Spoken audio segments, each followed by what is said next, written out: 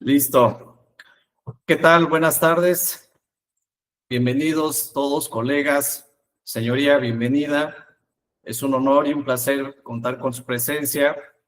Mi nombre es Eddie Pérez Escobar. Soy el director académico del Instituto Universitario de Ciencias Sociales del Oriente. Le damos la más cordial bienvenida, señoría, a nombre del instituto. Gracias por aceptar esta invitación, en darse este espacio de tiempo, en compartirnos su experiencia y desde luego compartirnos estos nuevos conocimientos que tendremos como abogados en este próximo proceso de implementación del Código Nacional de Procedimientos Civiles. Daré una breve síntesis de la formación académica y la trayectoria profesional de nuestra querida ponente Esperanza Elizabeth Bárcenas Ramírez.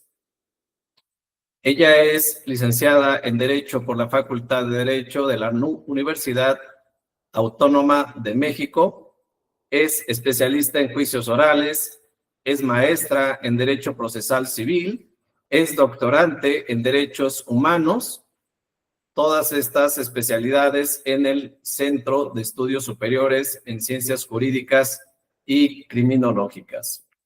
Dentro de su experiencia laboral, se ha desempeñado como técnico judicial del Poder Judicial del Estado de México, notificadora judicial de la misma institución, secretaria judicial de primera instancia, jueza en cuantía menor, supernumeraria, y actualmente es jueza de primera instancia, adscrita al Juzgado Cuarto en materia familiar del Distrito Judicial de Nezahualcóyotl con residencia en Chimalhuacán, todos estos dentro del Poder Judicial del Estado de México. Dentro de su formación también laboral, ha sido docente en distintas áreas de la Escuela Judicial del Estado de México, tanto a nivel maestría, tanto a nivel especialidad. De igual forma, ha impartido diversos cursos en escuelas públicas y privadas, entre ellas, desde luego, la Escuela Judicial del Estado de México, el Centro de Investigaciones Judiciales, así como la Escuela Particular de Nezahualcóyotl en Chimalhuacán, Estado de México. De igual forma, ha recibido múltiples cursos y diplomados nuestra querida ponente, y también ha sido coautora en la publicación de diversas reseñas como Diálogos de Licenciatura y Derecho, que publica la Justicia Poética, publicada por el Poder Judicial del Estado de México, así como la revista digital Justicia Familiar, también del Poder Judicial del Estado de México. Señoría, sin duda, estamos en presencia de una destacada abogada, jurista con carrera judicial, y que eso es lo que, desde luego, este instituto se inspira en ustedes con esa trayectoria, tanto en formación académica como en experiencia, y que a través de esos conocimientos sea el Instituto Universitario de Ciencias Sociales del Oriente, señoría, un espacio justamente para seguir aprendiendo de grandes personalidades como lo es usted. Señoría, nuevamente, gracias por aceptar la invitación. Dejamos los micrófonos abiertos para, desde luego, seguir aprendiendo de esta gran jurista que lo es usted. Muchas gracias. Director, pues muchas gracias a usted por la invitación. Me siento realmente muy complacida por estar aquí, pues para aportar un granito de arena en el conocimiento de nuestros abogados postulantes y abogadas postulantes. Muchas gracias infinitas. Bien, chicos y chicas, ya me hicieron el gran honor de presentarme con ustedes. Incluso también fui muy complacida de escuchar la forma en la cual tan bella me presentaron, pero ahora quisiera saber cómo están ustedes, quiénes son ustedes y a qué se dedican. Veo que el grupo es nutrido, tenemos niños, tenemos niñas, y vamos a ver a qué nos dedicamos cada uno de nosotros para saber el campo en el cual vamos a empezar a abordar nuestro taller. Antes de conocerlos, les explico un poco que el taller lejos de teoría, es práctico, así que me gustaría muchísimo que todos participaran, externaran sus dudas y verán qué enriquecedor va a ser para todos nosotros y todas nosotras. Sobre todo para nuestra práctica como postulantes, no solo para aplicar nuestra legislación vigente y que actualmente aplicamos, sino también nuestra legislación vigente y que estamos por aplicar en algunas entidades y que ya empezó a ser aplicada en otras entidades. Ejemplo de ello, pues es la Ciudad de México. Entonces, sobre este tópico, me gustaría ir preguntando de a poquito. Por ejemplo, tengo aquí a abogada Elizabeth Martínez. Me gustaría saber a qué se dedica, licenciada Elizabeth. Sí, buenas tardes. Mi nombre es Elizabeth Martínez García. Soy egresada de Guaemex, campus Tejocote, y pues mi materia de trabajo es postular en materia familiar y en materia civil. Esa es mi actividad, ¿no? Y pues busco este taller pues para mejorar y para perfeccionarme, ¿no? Hasta donde se me permitan desarrollar mis habilidades. Pues bienvenida, licenciada Eli. Además es mi tocaya, ¿no? Sí. Muy bien. ¿Cuánto tiempo lleva postulando, licenciada Eli?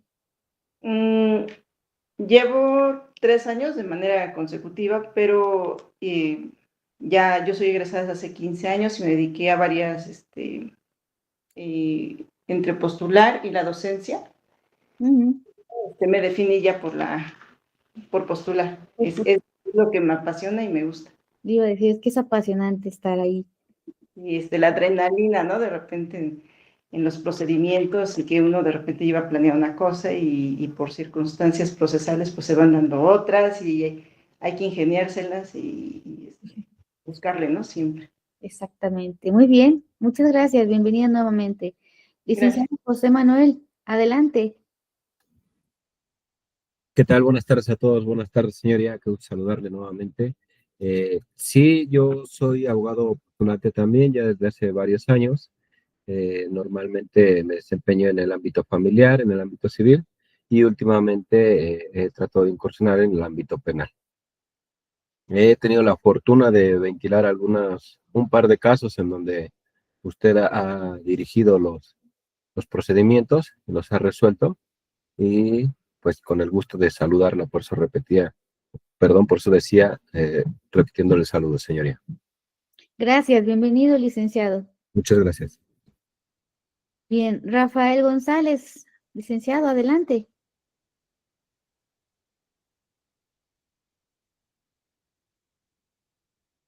Tiene apagado su micro, licenciado Rafa.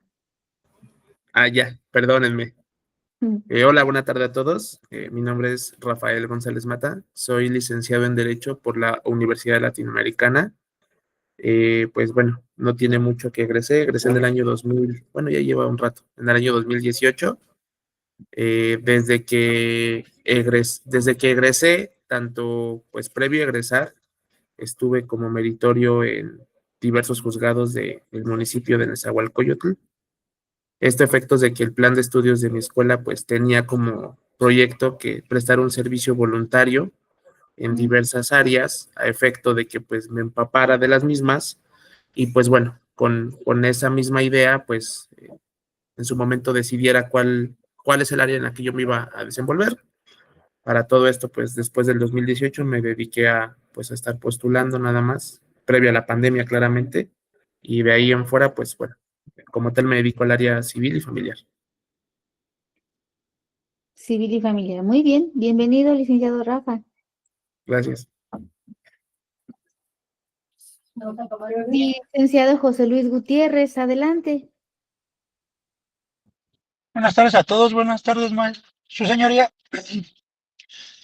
Mi nombre es Alexis José Luis Gutiérrez Marín. Me dedico a la materia familiar y civil. Actualmente, pues ya llevo, mejor dicho, ya llevo 8 años en el ámbito, 3 ya de manera, digamos, lo oficial, porque ya al obtener mi cédula me aventé 5 años como pasante en diversos despachos. Actualmente pues tengo juicios ahí con usted y me da gusto saludarla. Y Bien. pues ahora sí que estoy tomando el curso para poder nutrirme en toda esta parte del ámbito y poder dar, no sé, como que darle un mejor servicio a los clientes para que puedan tener más confianza. Es todo, señores. Muy bien, qué buen objetivo, qué buen objetivo. Muchas gracias, licenciado, bienvenido. Mm, Licenciado José Flores, adelante. Buenas tardes, señoría. Buenas tardes a todos los compañeros. Me presento, soy el licenciado José Flores. Me desempeño actualmente como abogado postulante, principalmente en la materia penal. También soy perito en diversas materias. Y pues bueno, aquí estamos incursionando en temas civiles y familiares, esperando seguir aprendiendo mucho. Saludos y muchas gracias. Gracias, bienvenido, licenciado José Flores. Tengo aquí una licenciada, pero no veo su nombre. Tiene su playerita morada y me falta por presentarse. Hola, señoría, buenas tardes. Hola, Mi nombre es Claudia Ivette Gutiérrez Velázquez. Claudia No Ibet. sé, Bien. Gutiérrez Velázquez. Ajá, ¿A qué se pues, dedica, a sus licenciada? órdenes. Soy abogado postulante y me he dedicado a la docencia ya por varios años. Tengo maestría en especialidad en juicios orales y proceso penal acusatorio. Soy docente del INACIPE, también como capacitador certificado. De Bien, hecho, he combinado la parte de la docencia con el despacho y también he sido servidor público por más de 20 años dentro de la administración pública en los municipios. Y pues es un gusto poder estar con ustedes. bien. Entonces, sí postula, licenciada Clau. Sí, sí. ¿Cuáles son las materias Actualmente, que eh, trabaja?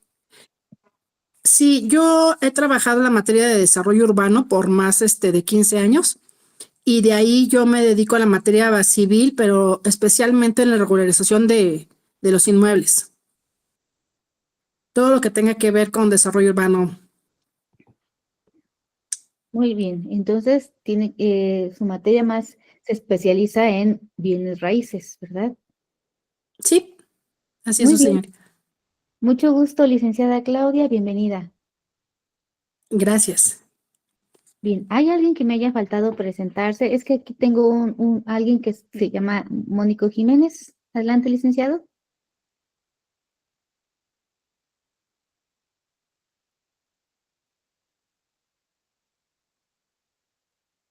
Bien, si alguien más falta en presentarse, me gustaría que eso simplemente hiciera uso de la voz. Licenciada, buenas tardes. Buenas Sus tardes. órdenes. Mire, soy el contador público titulado Mónico Jiménez. Actualmente represento la firma de un despacho de contadores y asesoría corporativa empresarial. Pero bueno, también tengo concluida la carrera de Derecho por la Jurídica y Forense en el 2018. Y bueno, pues mi interés de participar en el taller es incorporarme a la práctica profesional como litigante o postulante. ¿Y qué materias le gustan, licenciado? Bueno, mire, me atrae, bueno, mi especialidad es de la carrera fue el derecho penal, pero me encanta el civil familiar. Muy bien. Veo aquí que también se ha conectado licenciada Lulú Aguilar. Si es así, adelante.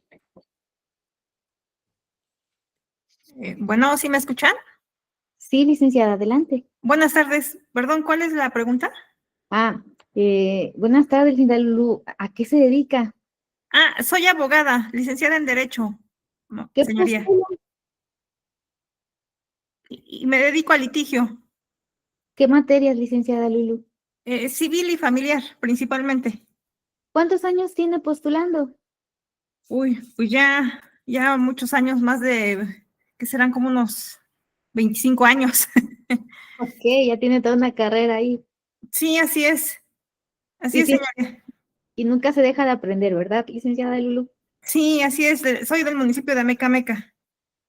Muy bien, aquí cerquita de donde cortamos los árboles de Navidad. Sí, así es. Mucho Muy gusto, señoría. Mucho gusto, licenciada Lulú, bienvenida. Gracias. ¿Alguien más, chicos, chicas? Ok.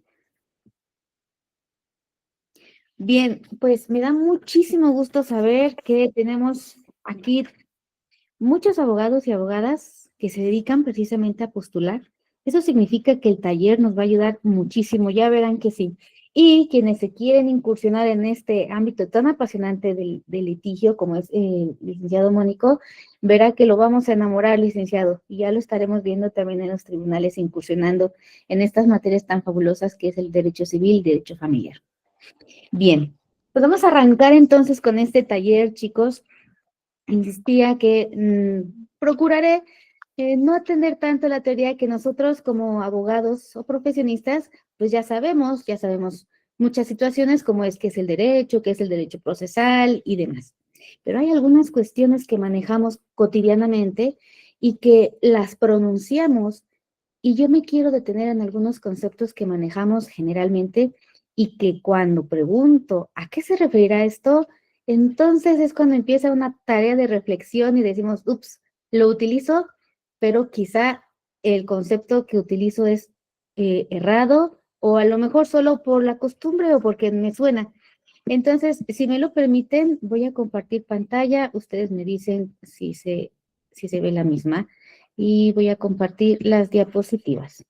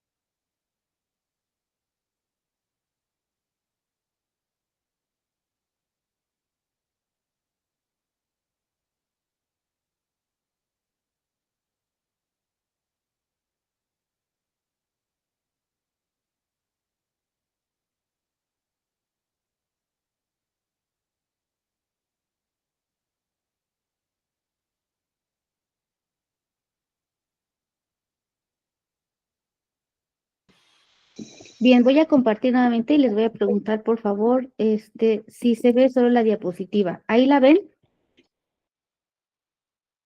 Se ve solo No. el cuadro, señoría. ¿Perdón? Solo se ve un recuadro, pero no algún contenido. Pareciese que se duplicó la pantalla de su pantalla inicial, maestra. A ver, entonces dejo de presentar, ¿sí? Por favor.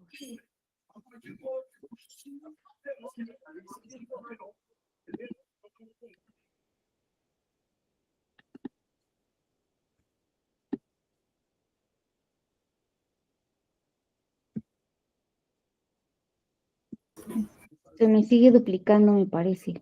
Sí, su señoría. No. El licenciado Eddie, si me pueden apoyar, por favor.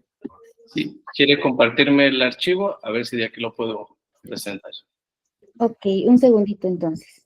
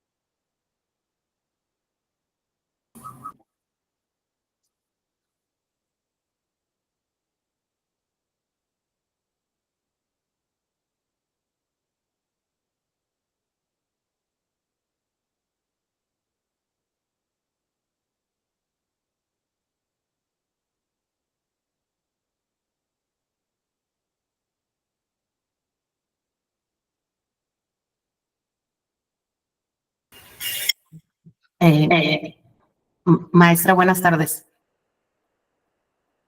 Mire, en la parte de donde está su pantalla, ahí está el micrófono, la cámara y otro que parece como una pantallita. Ahí dele compartir pantalla. Al momento de que abra, le va a aparecer otra pantalla. Usted le puede poner ahí la que usted decide compartir, ya sea ventana, pantalla completa o alguna pestaña que le aparezca. Tiene que seleccionarla. Sí, pero el problema es que cuando le pongo O si compartir, gusta puede mandarnos creo que tiene su micrófono apagado porque no la escucho. no, estaba encendido. Cuando pongo compartir, duplica la pantalla. ¿No tiene abierto ningún archivo? Las diapositivas nada más. Si no, puede enviar el archivo mire. Ok. A ver, permítame. No, esta es Si no, no le va a permitir compartir. Si gusta, mándenos el archivo. Aquí lo compartimos, por favor. Ok, lo mando enseguida.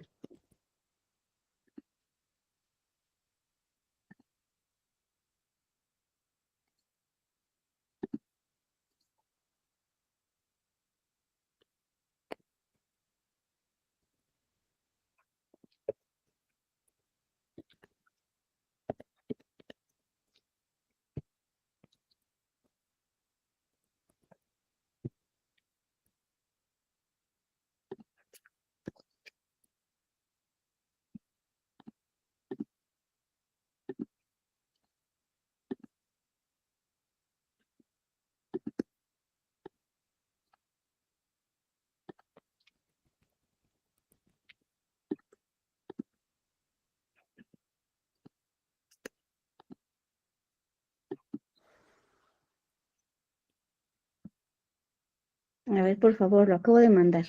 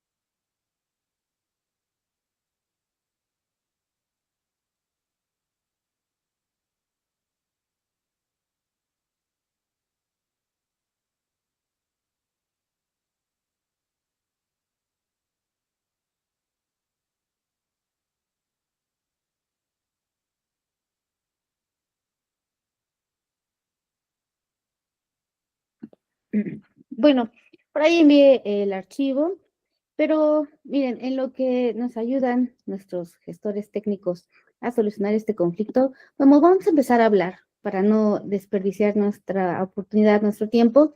Vamos a empezar a hablar en relación con nuestro taller del día de hoy.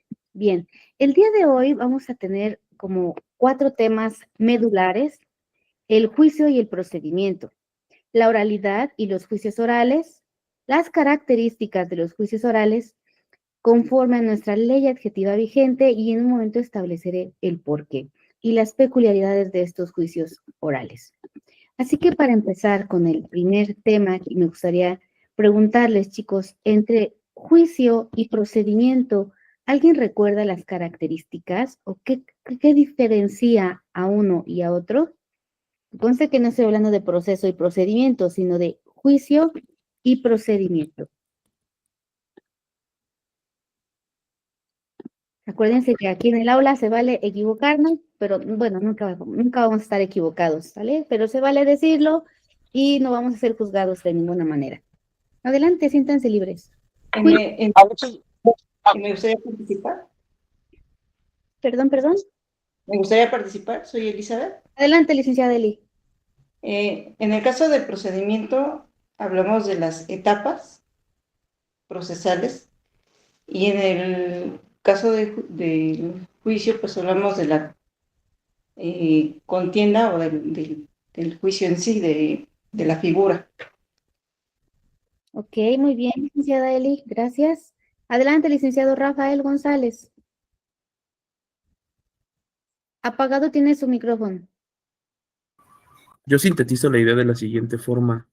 El procedimiento es el cúmulo de etapas en el cual se sigue o nos regimos a efectos de buscar una finalidad o un resultado. Y el juicio como tal, yo lo defino como la idea o en todo caso el problema a atacar. No sé, a lo mejor estoy errado en mi idea, pero yo lo entiendo de esa forma. Muy bien, licenciado, muchas gracias. Entonces, dice, la primera parte, pues se trata de una serie de etapas, ¿sí? Y el juicio se refiere a un problema que es el que se va a atacar. Entiendo que se referirá quizá al que se va a resolver. Muy bien, licenciado Rafa. Bien, ahí vamos, calientitos. ¿Quién más? Adelante, chicos. Su señoría quiere participar. Adelante, licenciada. Ok, yo entiendo como juicio ya la decisión final, el veredicto, el juicio se va a asumir en cuanto a la aplicación de la ley. O sea, en ese sentido. Y en el procedimiento nos vamos necesariamente a los pasos a seguir. ¿Cómo es que nosotros vamos a obtener, pues, ese juicio, ese veredicto? Muy bien, En entonces, resumen. gracias, licenciada Clau. Hasta ahorita, sí. Eli, Rafa, Clau, estamos coincidiendo con que el primer concepto se refiere a una serie de eventos, una serie de etapas, una serie de fases. Y cuando hablamos de juicio, hablamos de un problema, la resolución del problema. Ahora hablamos de la aplicación de la ley, precisamente a ese problema, ¿para qué? Tomar una decisión final. Y en efecto, no estamos equivocados en cuanto a lo que nosotros consideramos como procedimiento y como juicio. Sin embargo, y viene aquí la kiribilla que les voy a insertar en sus mentes, porque nuestro código nos habla de procedimientos judiciales no contenciosos, y por qué no nos dice juicios no contenciosos. O nuestro código vigente nos dice procedimientos especiales, que también se concluyen con una decisión judicial. Pero los llama especiales, dice la ley, bueno, porque siguen un trámite diferente que los juicios ordinarios.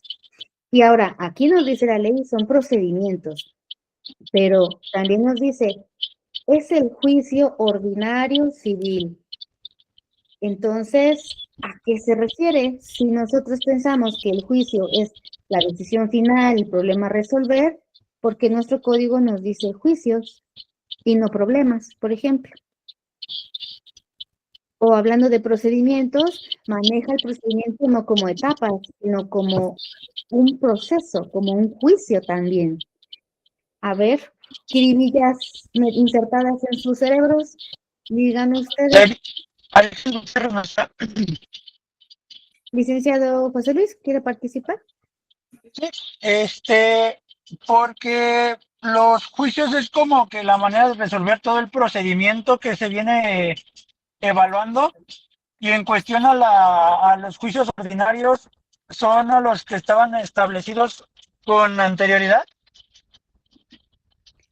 Los que, o sea, que se llevaba todo un proceso digámoslo, desde la demanda, preparación de pruebas, y ahora los no contenciosos son como procedimientos alternativos para llegar a una solución sin tener que llegar al juicio. No sé si esté bien. Los alternativos, sí, muy bien, sí, sí.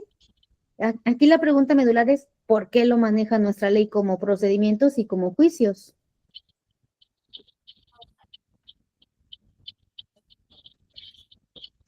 Adelante, licenciado Rafael.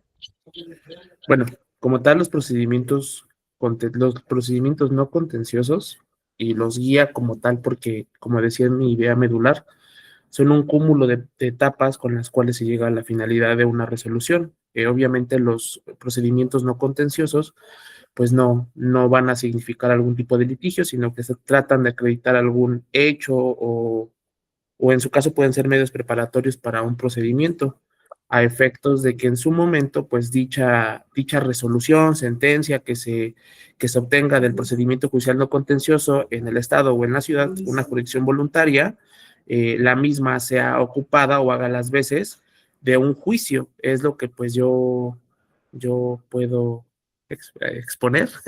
Muy bien, licenciado Rafa, muchas gracias. Licenciada Lulú Aguilar, adelante.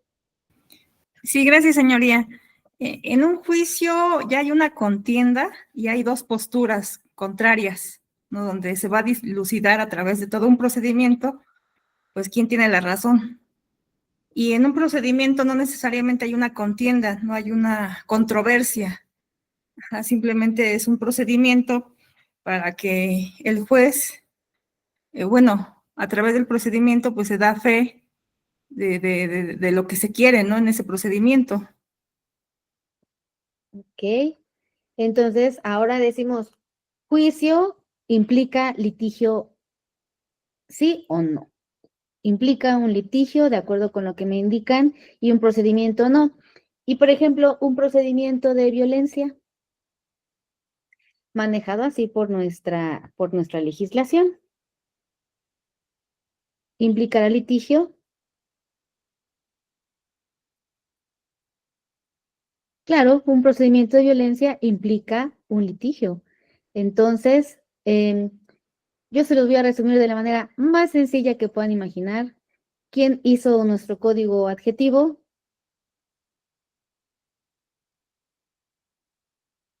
No fue el Poder Judicial.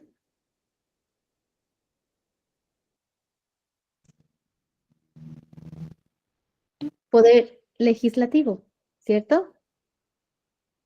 Entonces, ustedes saben que quienes integran nuestro Congreso no son todos abogados, no son todos estudiosos del derecho. Sin embargo, y no obstante que cuentan con sus asesorías legales y demás, es evidente que hay muchas circunstancias que plasman en nuestra ley adjetiva que se basa en nuestra doctrina de derecho, entre los más altos juristas. Entonces, habrá que distinguir estos conceptos cuando hablamos desde el punto de vista teórico o doctrinal, que el juicio efectivamente se compone de diversas fases, pero al juicio lo caracterizan como aquel acto de raciocinio que lleva a cabo el juzgador para tomar una decisión, independientemente de si existe litigio o no, porque en un procedimiento, por ejemplo, no contencioso, si bien es cierto, no hay un litigio. No hay un litigio. Ay, por ahí alguien tiene su micro encendido y se replica mi voz. Muchas gracias, licenciado. Bien, en los judiciales no contenciosos o jurisdol, jurisdicción voluntaria en la Ciudad de México, no hay un litigio, pero implica un acto de raciocinio para el juzgador y poder dictar la providencia judicial que corresponde a ese procedimiento no contencioso. Entonces, el juicio va a estar, y ustedes lo van a encontrar inmerso en todo aquello que necesite la resolución de un juzgador. Entonces, no es una cuestión difícil solamente pensar que estos conceptos de juicio y procedimientos pues fueron establecidos por personas legisladoras, a lo mejor estudiosas, claro, de otras materias, pero quizá no todos de la materia jurídica. Hablando de nuestro ámbito adjetivo, es decir, nuestro ámbito procesal, el juicio lo podemos nosotros asimilar con nuestra acción. Y a manera de ejemplo, yo les voy a pedir, si por ahí alguien tiene su código o puede entrar a su buscador, en el Código de Procedimientos Civiles del Estado de México, en el artículo 2.2, y de ahí en adelante vamos a encontrar un montón de acciones. La primerita que ustedes van a descubrir en artículo 1.2 es la acción reivindicatoria. Y entonces ustedes seguramente conocen que existe el juicio ordinario civil. Actualmente y en nuestra legislación adjetiva de la entidad del Estado de México, existe ese juicio. Pero el juicio no se llama juicio reivindicatorio, se llama juicio ordinario civil, acción reivindicatoria. Y lo mismo lo vamos a ir descubriendo de los demás artículos. A partir de ese 2.2 vamos a ver el plenario de posesión, por ejemplo, y de ahí un montón. Los interdictos, la confesoria.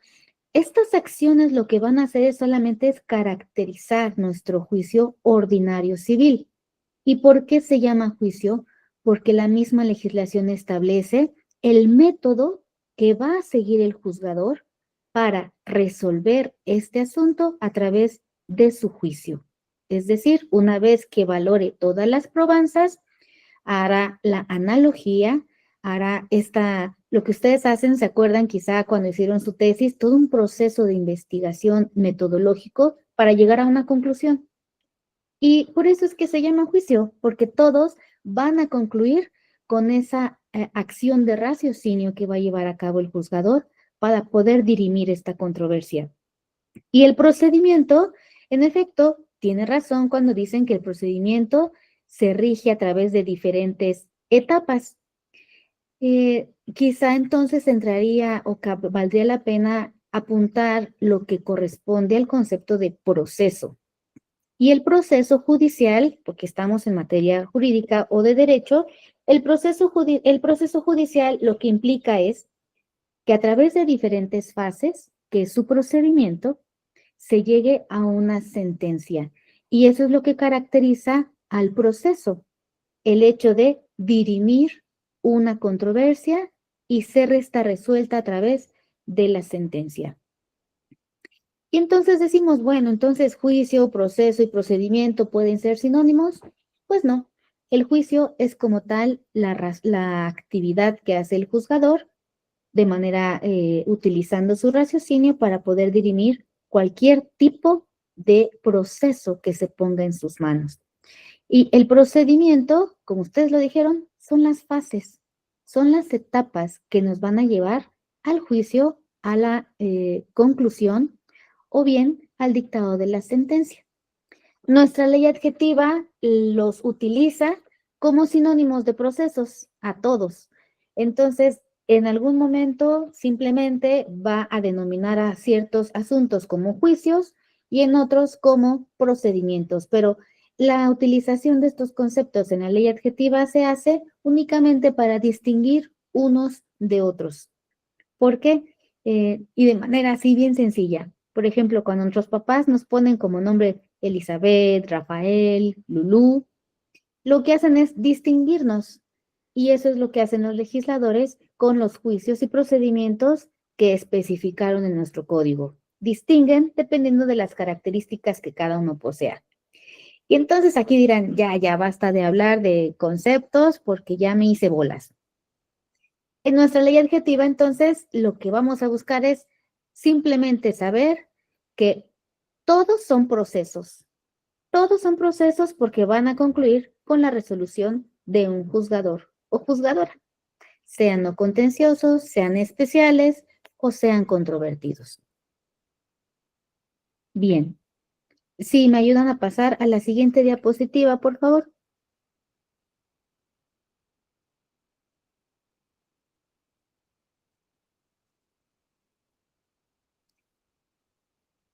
En esta diapositiva ustedes van a poder advertir algunos artículos que nos van a distinguir los juicios, las acciones, los no contenciosos y los juicios especiales. Cada uno de estos procedimientos o juicios tienen un trámite peculiar, que es justamente su procedimiento.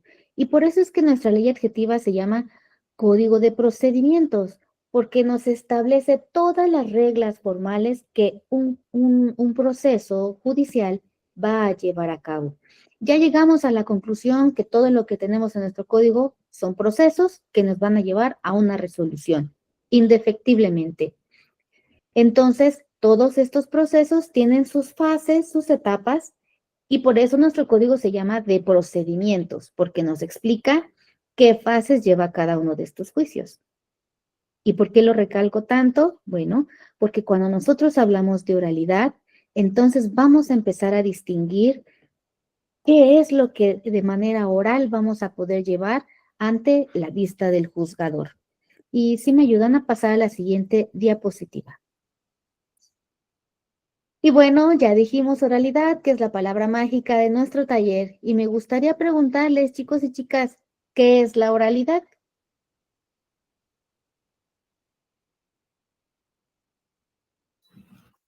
Es la acción de verbalizar, de llevar a cabo, de llevar a cabo el procedimiento de manera verbal, esencialmente, ya que no es limitativo en algunas partes del procedimiento, aunque sea propiamente oral, pues también hay fases escritas. Sin embargo, predomina la acción de verbalizar en el procedimiento. Muy bien, licenciado José Manuel, muchas gracias. Licenciado Rafa, adelante. Está apagado su micro, licenciado. Perdón, es un principio actual del derecho, que por medio del cual, como lo señala el colega, pues de forma mediática ya no va a ser un procedimiento como tal escrito, sino ya todo va a ser verbal. Ok, muchas gracias. Chicos, chicas. Perdón, la oralidad es la comunicación que se tiene por medio del habla, en donde se van a expresar las ideas, ¿sí? O lo que nosotros vamos a hacer o pensar en forma oral, en forma hablada. Eso es para mí la oralidad. Muy bien, licenciado Mónico. Martín Julio. Martín Julio. Sí. Ah, usted no se presentó, licenciado. Ah, perdón, Martín Julio Vázquez Torres, servidor. Pica, licenciado. En el Estado de México, Chimalhuacán, Estado de México. ¿A qué se dedica? Estamos litigando. ¿Qué materia, licenciado? Materia civil. Bien, pues bienvenido, licenciado. Y gracias. Bien, pues en efecto, Sí. chicos, la oralidad es esta expresión o esta forma de comunicarnos de manera verbal predominantemente. Ujú. Este es nuestro concepto medular, como dice el licenciado Julio. Medular. Basar nuestra expresión a través de el habla. Esto tiene relevancia cuando hablamos ahora de nuestros juicios o procesos orales, porque efectivamente ya lo han indicado, licenciado Rafa, que es llevar a cabo nuestros procesos predominantemente orales, es decir, explicar las circunstancias de nuestro juicio de manera oral en las etapas que ello concierne, porque hay etapas que son escritas. Entonces, la oralidad se refiere precisamente a esa expresión, a esa forma de comunicarnos a través del habla. Y esta oralidad, ahora que lo están comentando, tiene algunas características que sería importante que recordáramos antes de entender cómo lo vamos a aplicar en nuestros procesos. Si me ayudan a pasar a la diapositiva número 8, por favor.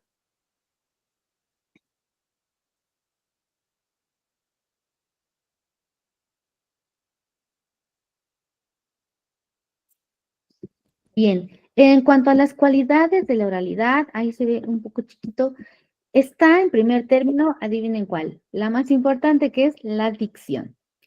Si yo, por ejemplo, empiezo a hablar así, ustedes no me van a entender. Porque mi dicción está siendo errada, porque no estoy pronunciando con claridad las palabras que ustedes están escuchando, a que a lo mejor le doy un tema o una fonética distinta, baja y demás. Entonces, Una de las características importantes es la dicción.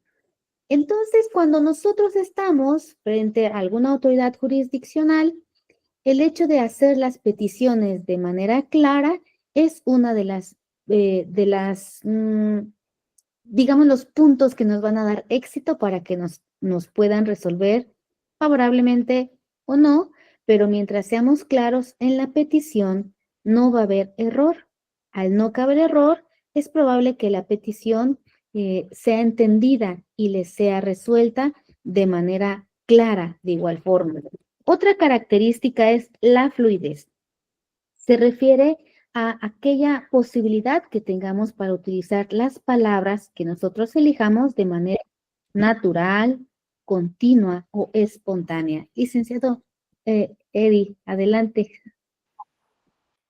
Señoría, ¿será posible que le pueda compartir a los compañeros justamente la presentación en el chat para que ellos puedan seguir la exposición por el tipo de letra que se ve pequeño? Ok, a ver, lo intento. No, yo se lo comparto aquí. Ah, ok, sí, por favor. De acuerdo, gracias.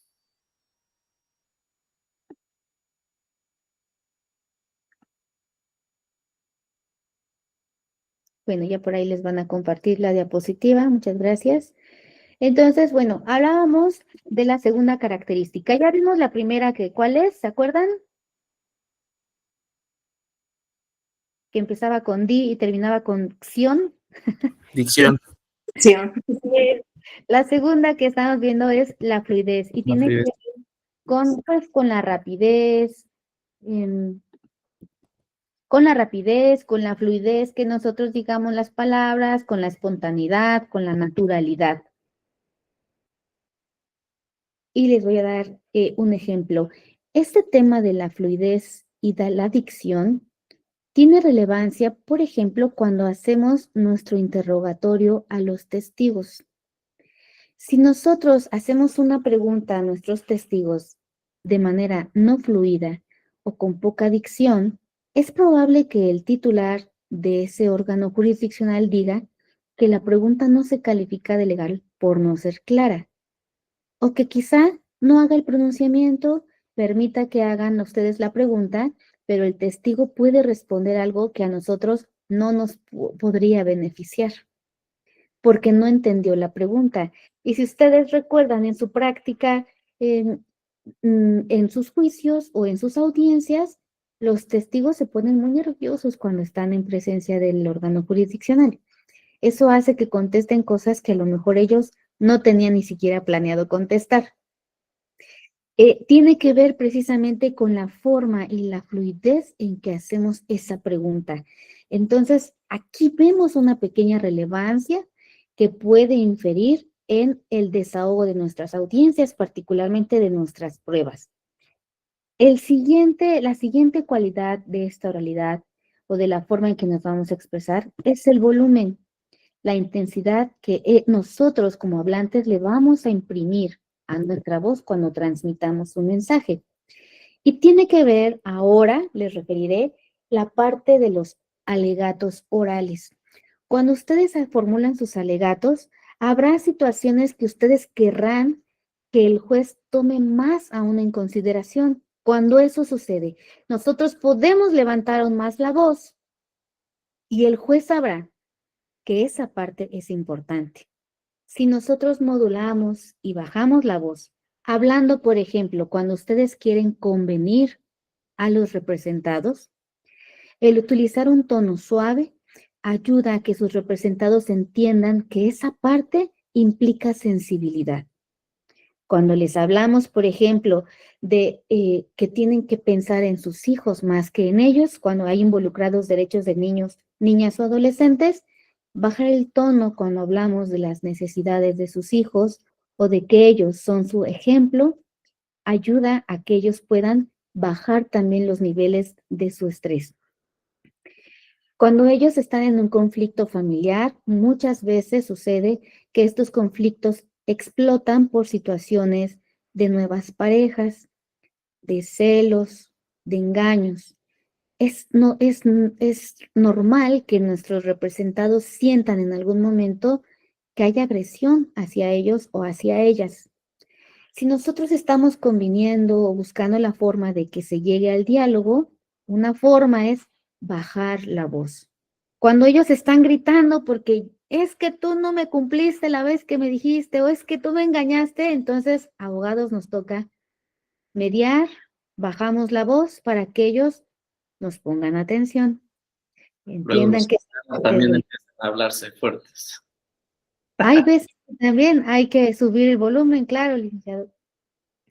Cuando definitivamente no hay razón y no quieren entrar en razón, bueno, nos tocará entonces levantar la voz para que también nos pongan atención, ¿no? Y quienes se dedican a la docencia lo sabrán perfectamente. Nunca falta el estudiante que por ahí está muy cansadito y se nos duerme, ya nos estila aventar el borrador, ¿verdad?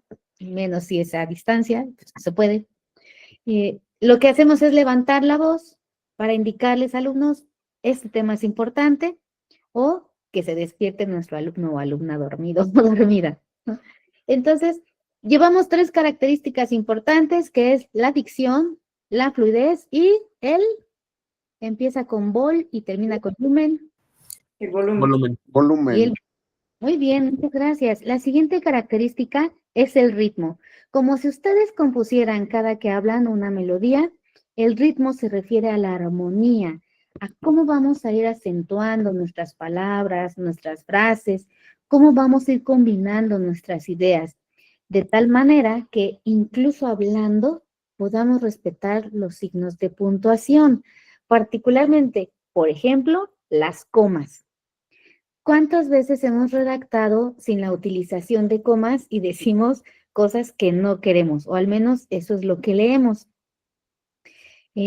Ahora, cuando nosotros hablamos, es como si redactáramos, de tal modo que el ritmo tiene que ver con cómo vamos a conjugar todos esos signos de puntuación en nuestro lenguaje y en nuestro discurso. Tiene que ver muchísimo con el volumen, con la fluidez y con la dicción. Estas cualidades, al igual que ustedes saben, los derechos humanos están interrelacionados. No podríamos hablar de uno porque nos falta otro, sino que todos tendrían que estar reunidos cuando nosotros nos expresamos de manera oral. La siguiente cualidad, lo verán, es la claridad. Sencillamente expresar de manera clara, de manera precisa, para no ser redundantes, y objetiva lo que queremos decir. Y tiene que ver esta cualidad con ser asertivos. ¿Qué significa ser asertivos? Seguramente conocen y manejan el concepto. Decir lo que queremos decir a la otra persona para que nos pueda comprender.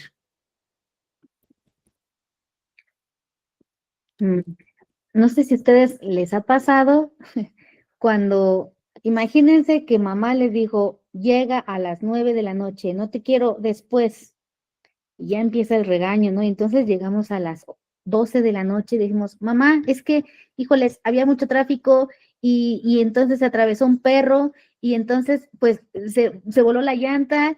Si ustedes se dan cuenta, en mi pretexto no hay ni coherencia ni claridad. Entonces, seguramente mamá con la chancla nos va a perseguir un buen rato porque no nos creyó nada.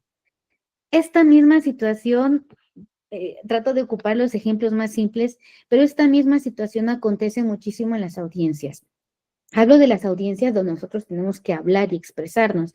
Si no tenemos claridad en nuestras ideas, ni en la forma en que solicitamos algunas situaciones, entonces es probable que nos digan, no le entiendo, no le puedo acordar favorable algo que no entiendo.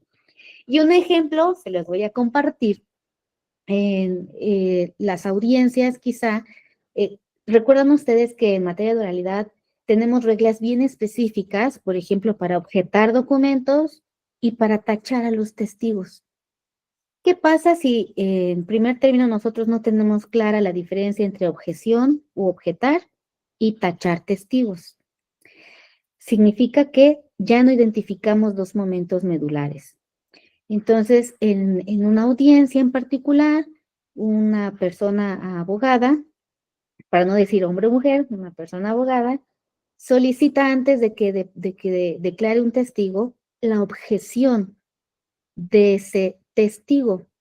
Dice, objeto al testigo porque este testigo es parte en un juicio que está acumulado a este en el que nos encontramos contendiendo. Es claro que lo que buscaba ella era tachar el dicho del testigo. Uno, pues no lo hizo en la fase correcta porque aún no deponía el testigo, entonces debió esperar. ¿Dónde se rompe la claridad? Cuando dice quiero objetarlo y las razones son las que tienen que ver con la tacha del testigo.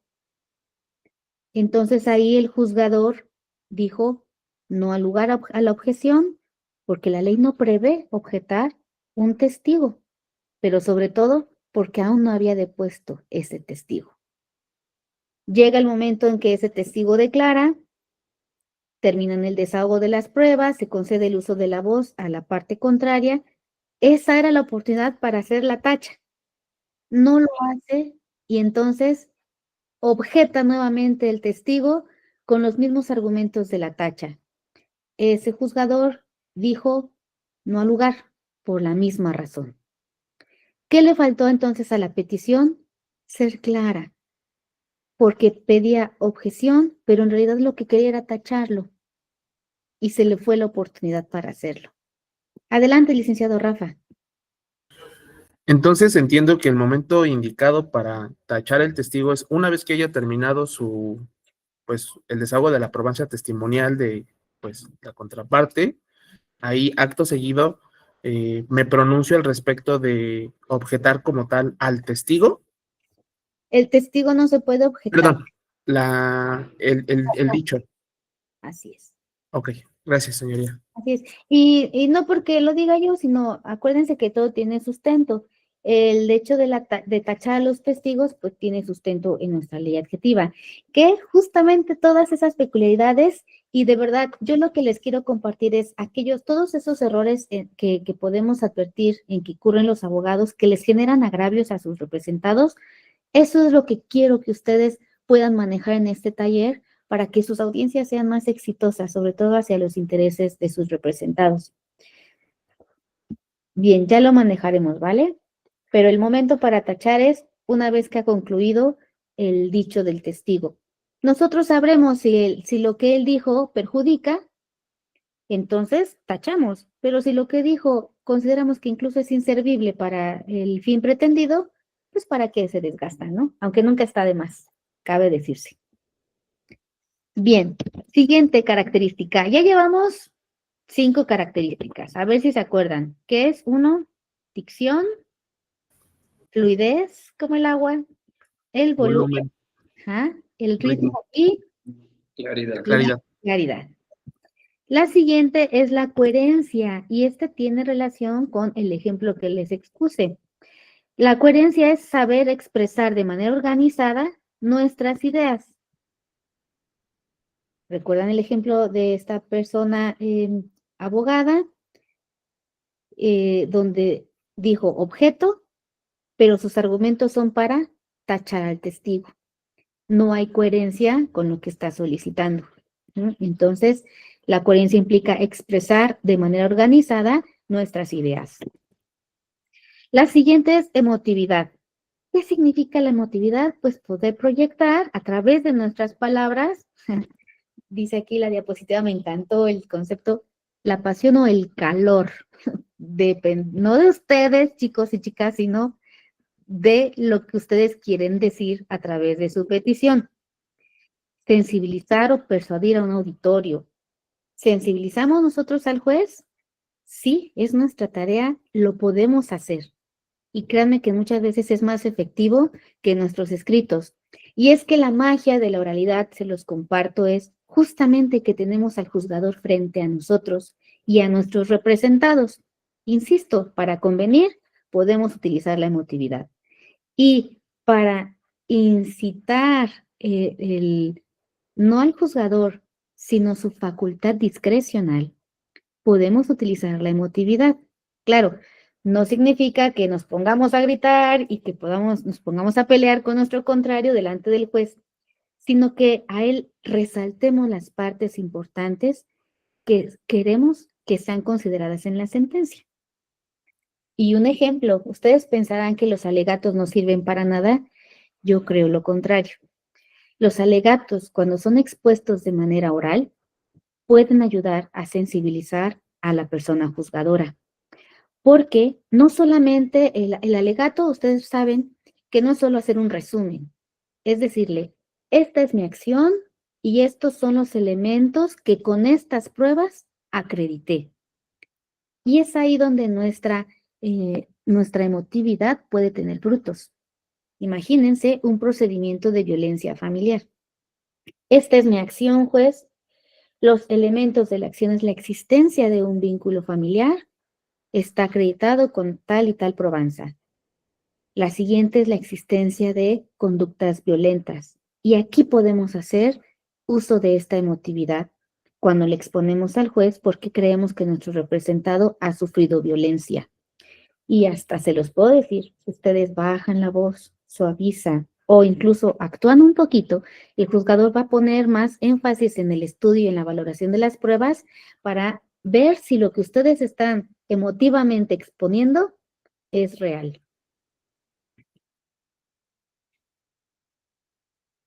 Adelante, licenciado.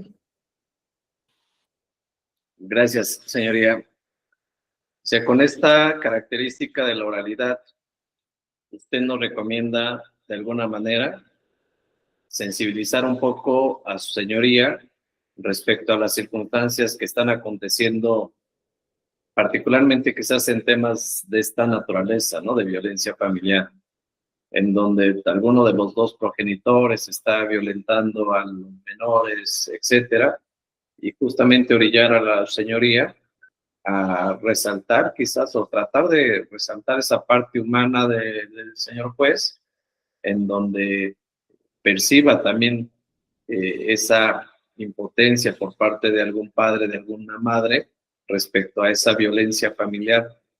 Entonces aquí mi pregunta sería, ¿el juez, sería válido que el juez diga, a ver, igual no me probaste, pero sí considero que hay una, es decir, sí alcancé a convencer al juez en esa parte humana, en esa parte sensible, en esa parte emotiva, y el juez sí pudiera determinar favorablemente hacia la parte que está pretendiendo esta circunstancia, o aún con esta circunstancia, esta característica de la oralidad, aún con eso tendremos que aportarle las pruebas contundentes para que pudiera emitir su decisión a los intereses que uno busca.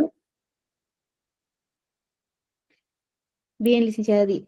Sí, ustedes recuerden que el juzgador debe resolver con base en los medios de convicción que tenga, pero existe entre esos medios de convicción una presuncional que se llama humana. Esa presuncional humana se basa en la expertise de la persona juzgadora. Es decir, ya vi todas las pruebas, pero además recuerdo que en esta parte el abogado hizo mucho énfasis en el daño generado en un infante por esta razón. Entonces, yo lo que voy a hacer es irme a las pruebas para saber ahora más meticulosamente si lo que usted me externó de manera emotiva es acreditado o no con medios convictivos. Si se da cuenta, es como si pusieran en una balancita algún producto, frijolitos, digamos, y lo que hacen es inclinar un poquito la balanza hacia cierto lado. Le toca al juez decir, ok, está inclinada hacia este lado, voy a ver si aquí hay más frijolitos en efecto o hay un error en la balanza. A eso se refiere, y cuando nosotros hacemos uso de la presuncional humana, es no solo lo que sentimos, sino lo que a través de nuestra expertise podemos pensar que es de ese modo y tenerlo confirmado con los medios de prueba que nos hayan aportado. También es cierto que el juzgador puede decir, a mí me late que él tiene razón, me convenció. Lo puede hacer, sí, pero es evidente que esa sentencia, si la apelan, pues a lo mejor vaya hacia abajo, ¿no? Fíjense que les comparto que en materia civil no es necesario que los jueces hagan un gran raciocinio o argumentación de por qué llegaron a tal resolución. pueden hacer en la parte considerativa una parte considerativa muy escueta y llegar a los resolutivos. Ha sido criterio de nuestra corte incluso decir esta formalidad puede ser supeditada cuando el juzgador toma su resolución, pero basada en elementos racionalmente objetivos. Que él puede decir, me basé en estas pruebas y ser bien específico por qué le dio valor. Entonces su sentencia se puede reducir de 90 páginas a 15 páginas. Se dan cuenta de esa facultad de ese órgano sentenciador. En materia familiar, no. En materia familiar hay más especificidades para que podamos dictar una sentencia, porque aquí sí tenemos que valorar las pruebas y decir por qué se le está dando ese valor. Acuérdense que tenemos ahora un protocolo.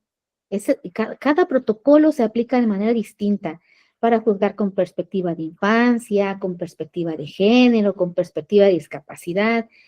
Todos esos, licenciado José ya se está burlando de mí. Todos esos protocolos pues tienen que ser aplicados, ¿no? En la medida de lo posible. De lo contrario, pues ya va a ser la sala quien en su momento va a poder fijar la reposición del procedimiento o modificar la sentencia. Perdón, buenas tardes.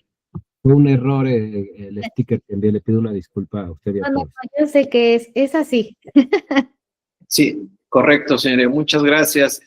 Esto va mi pregunta enfocada, que yo no litigo tanto la materia civil y familiar.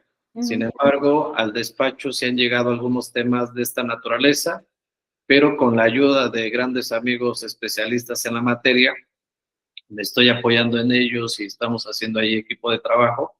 Por eso la pregunta, discúlpeme si es una pregunta fuera de lugar. Gracias. No es fuera de lugar, al contrario. Les quiero poner como ejemplo, seguramente vieron el juicio de Amber Heard y Johnny Depp, o supieron de este juicio.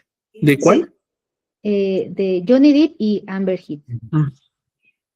Nuestro pirata del Caribe por excelencia. Bueno, a mí me llamó muchísimo la atención que ambos son actores. Y la forma estridente en que Amber Heard respondía a las preguntas es un ejemplo claro de esa emotividad. O sea, ella, además de ser actriz, pues estaba ya inmersa en un asunto suyo. Tenía que acreditar que ella no había desacreditado a Johnny Depp para que no la condenaran. ¿Qué hace? Pues empieza a hacer uso de sus aptitudes histriónicas y quería llorar, arrugaba la cara, pero cuando ella estaba del otro lado del estrado, que no estaba siendo interrogada, sus actitudes, su emotividad era otra. Era de defensa, era de mentirosa, de muchas cosas. Si ustedes, ya hasta le voy a hacer propaganda aquí a una plataforma, pero si en alguna de las plataformas de su televisión buscan ahí juicio de Johnny Depp y Amber Heard, cualquier episodio que ustedes vean, se van a dar cuenta de lo enriquecedor que puede ser para nosotros ello. Cuando los abogados hacen sus alegatos de apertura y desclausura, también hacen esta emotividad y le dicen a la jueza, pon atención aquí, porque aquí el violentado fue mi representado.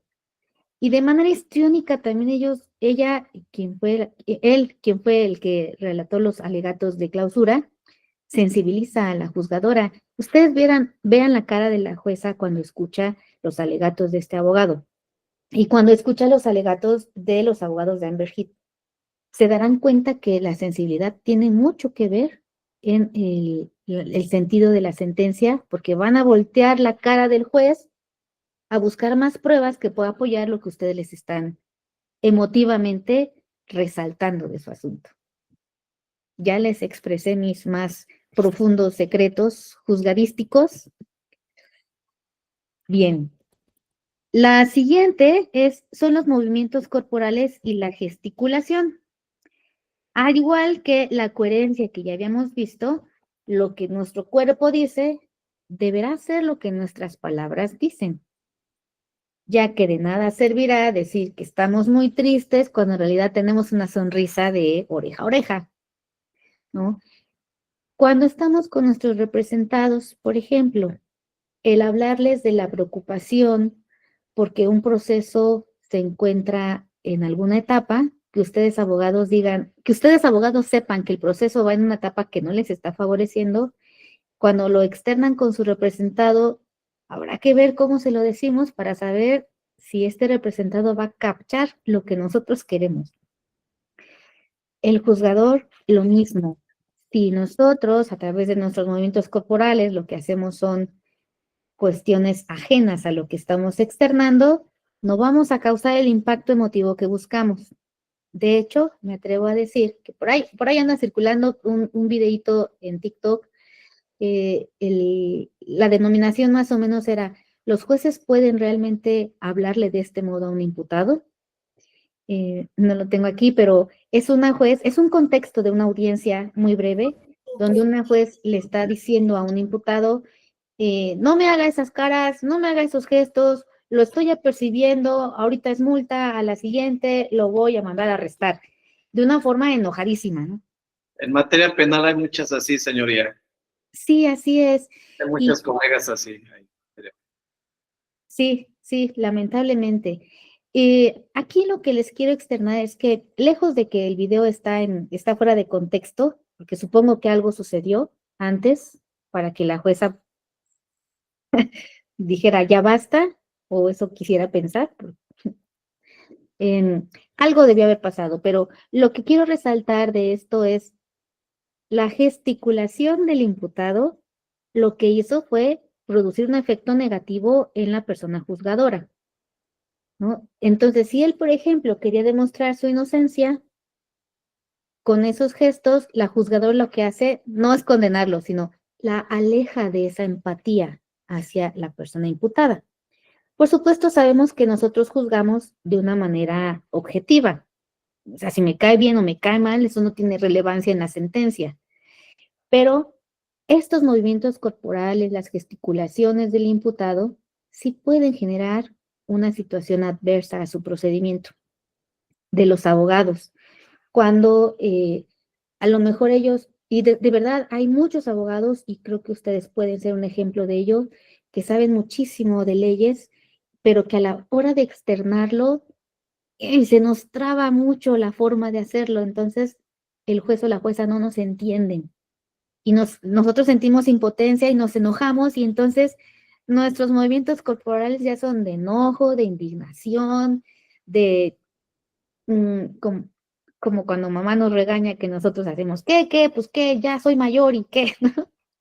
Entonces generan pues situaciones adversas. Con esto, claro, no quiero decir que estemos todos apechugados y callados y demás. No, es un ejemplo de hasta dónde nuestros movimientos corporales y nuestra gesticulación puede influir en muchas cosas, ¿no? Y hablo del juzgador, juzgadora y nuestros representados también. Y la última cualidad, el vocabulario. Tener un buen repertorio de palabras que expresen correctamente lo que queremos decir. ¿Cómo podemos ampliar este vocabulario? Personalmente les quiero recomendar en algún momento entrar al semanario judicial. No basta con leer cualquier tesis. Lean las ejecutorias. Esas ejecutorias es justamente ese trabajo de investigación metodológico que hace el juzgador o juzgadora federal. En este caso, los integrantes de nuestra corte, nuestros ministros y ministras, que hacen un estudio dogmático del problema que está en sus manos. Ustedes lean esas ejecutorias y sin darse cuenta, chicos, al rato ya van a estar hablando como expertos de la Suprema Corte de Justicia. Quizás hasta ayuden a los magistrados y magistradas nuevas que están ahorita allá arriba, ¿no? Sin darse cuenta. Y es que es una situación natural. Por ejemplo, cuando nosotros somos niños, para eso son nuestros libros de lecturas, porque empiezan a enriquecer nuestro vocabulario. A la fecha me sorprendo de ver niños y niñas de 9, 10, 11, 12 años que utilizan palabras adultas. Y lo complicado ahora es saber, ¿fuiste alienado? Porque esas palabras no son tuyas. No, en realidad es que la educación ya nos está proporcionando herramientas de lectura para poder aprender un vocabulario rico sin darnos cuenta. Y eso, si aplicó en la infancia, aplica, por supuesto, en cualquier edad. Así que si ustedes no quieren leer solo a lo mejor libros en general, de literatura general o universal, podemos acudir a estas tesis o ejecutorias de la Suprema Corte. Se los recomiendo de verdad y van a aprender muchísimas palabras. Otra recomendación que les comparto, que recuerdo desde mi profesora de secundaria, creo, es que cuando encontremos una palabra que no entendamos, de inmediato la busquemos, para que no digamos, ay, ¿quién sabe qué quiso decir?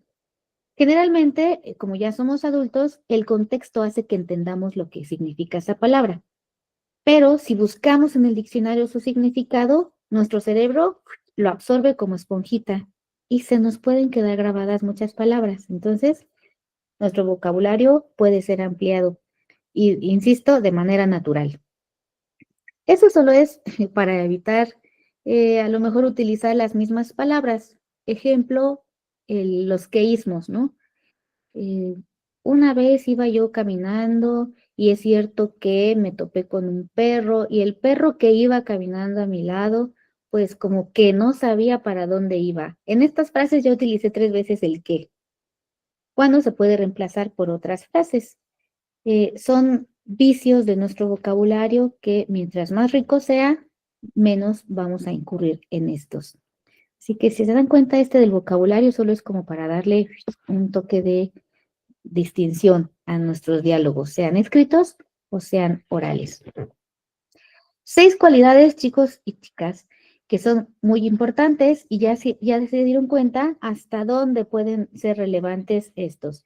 Licenciado Rafa, tiene su manita levantada. ¿Iba a hacer algún comentario? Adelante.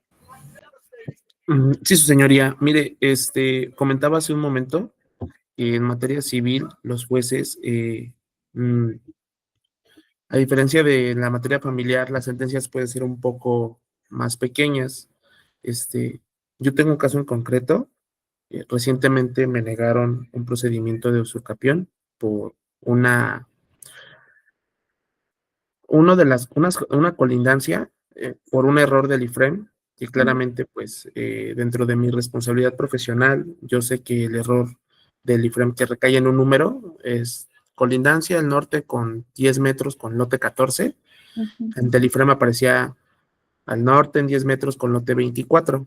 Bueno, de ese sustento el juez ocupó para negarme todo, para decir que, pues, mis testigos no tenían la facultad no me los consideró en forma, las documentales que más ofrecí tampoco, el contrato pues lo mismo. Entonces, obviamente ya apelé, pero mi idea como tal, medular es, a usted hablaba acerca de la presunción, que básicamente es la experticia del juez, que para acercarse de todos los elementos que hay dentro del procedimiento o juicio, para pues tomar un veredicto, una decisión. En todo caso, esa singularidad o ese dato pequeño que pues obviamente diverge de la propiedad, ya sé que es obviamente pues pasó esto, ¿no? Pero en una inmensidad puede tomarse tanto esa situación o esa actitud de negar todo por una situación así de pequeña.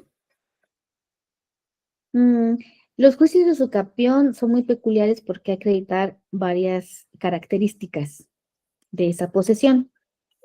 Una de ellas que es muy importante, pues es esa identidad del inmueble. Y a lo mejor el juez basó su argumento en que al no ser idéntico el inmueble cuyo título de propiedad ampara, en este caso su contrato de compraventa, aunque los testigos hayan acreditado la existencia de las demás características, cuando el inmueble es diferente al que tenemos en el contrato, del que nace precisamente este derecho para adquirir la posesión, quizá basó su argumento en decir que los testigos pudieron acreditar algunas características de la posesión, pero en cuanto a la identidad, pues solo son las documentales públicas.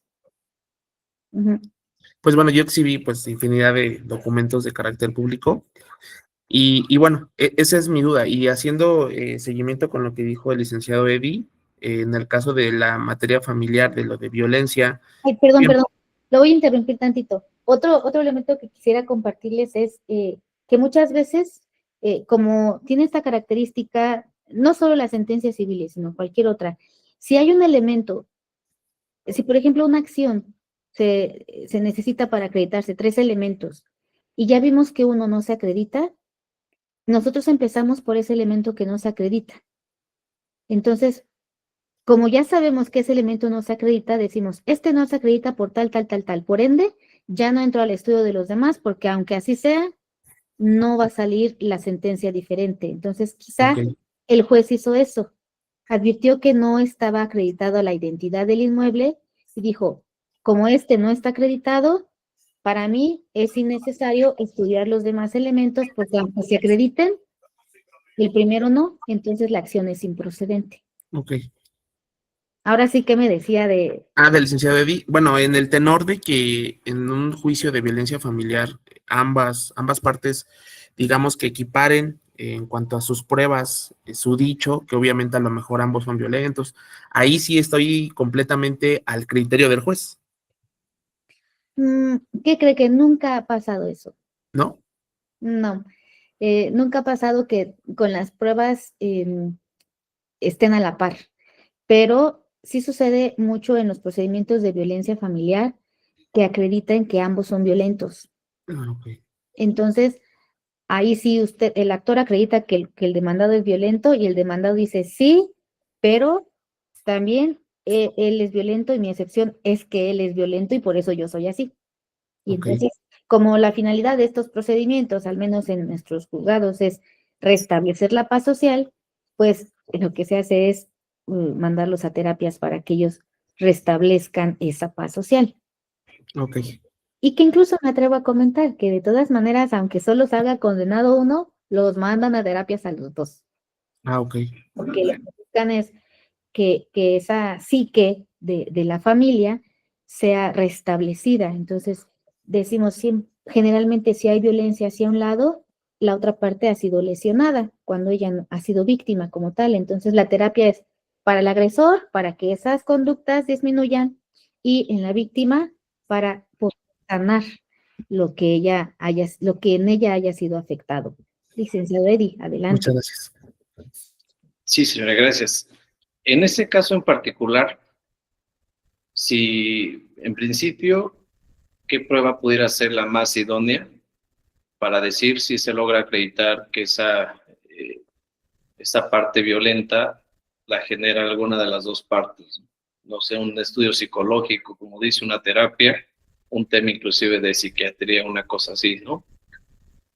Pero usted, señoría, usted en la vida, en el ejercicio del día a día, en una situación así, entendiendo que hay un interés de por medio, que es el interés superior del menor, en donde dicen, la persona que tiene bajo el cuidado de esa custodia es justamente la generadora de violencia.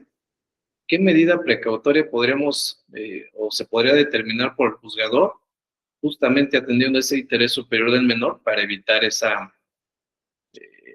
generación de violencia hacia la víctima, ¿no? No sé si nos pudiera compartir algo. Bueno, saldremos del tema un poquito. Hay muchas medidas. Ahorita, la primera, recuerden que a los niños ya no se les dice menores, ya se les dice niños, niñas, adolescentes, infantes, o, como yo muchas veces les digo, pues por su nombre, ¿no? O las iniciales, pero ya menor ya no se utiliza porque significa que se está denigrando a ese infante. En cuestión de qué medidas, hay muchas medidas que el juez de oficio puede decretar, y si no lo hace, que ustedes pueden solicitar. Ahí les van. Una son las visitas por medio de quienes son los DIF de los municipios o del lugar en el que ustedes. Siempre hay un departamento de desarrollo e integración de la familia. Ellos hacen visitas, sea con un equipo multidisciplinario, es decir, médico, trabajador social y psicólogo, o con un equipo disminuido, que no sea el multidisciplinario, que a lo mejor solamente mandamos al psicólogo o solamente mandamos al trabajador social, dependerá del tipo de violencia que están ustedes indicando.